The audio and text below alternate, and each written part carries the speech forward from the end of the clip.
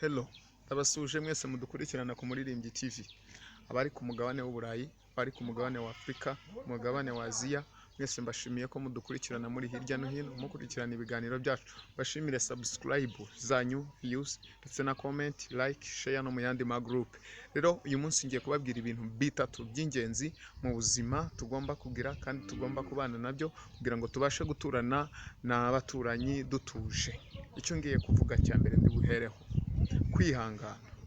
Umuntu utagize kwihangana ntashobora kwihanganira umuturanyi. Umuturanyi iyo umwihanganiye yagukoshereje ejo bituma mubana neza nta makimbirane, nta kindi kintu. Icya kabiri, kubabarira. Mu buzima nta muntu udakosa, nta muntu udacumura, ariko kubabarira ni ingenzi kuruta ibindi bintu byose. Iyo umuturanyi akubangamiye ukamubabarira bituma mukomeza kubana neza. Gatatu, icyo ngezeho rero ni ingingo iruta izindi ngingo.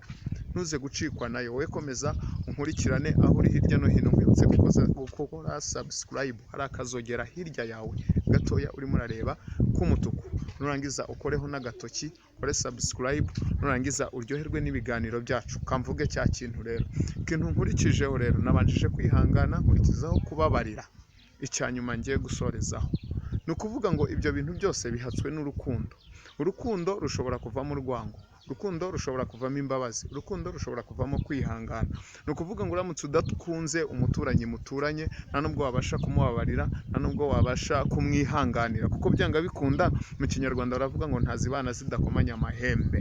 Ayo mahembe rero baba bavuga, bisaba rero kugira ngo wihangane kugira ngo ayo mahembe nubwo mwayakomanya mukomeze kubana mutuje kandi muturane mu mahoro, kuko nimugera mu bituro muzaturana mutuje, mwarananiwe kubana mu buzima busanzwe mugihumeka mutuje. Ryoherwa n'ibiganiro byacu, nkurarikire gukurikira igice cya kabiri cy'iki kiganiro, aho nzavuga ku bintu bindi by'ingenzi umuntu abura mu buzima, akaba hari ikintu abura gishobora kumubyarira inyungu cyangwa gishobora gutuma aturana n'abandi atuje. Kuri microphone Daniel Gitangaza, kuri camera Emmanuel. Ciao ciao.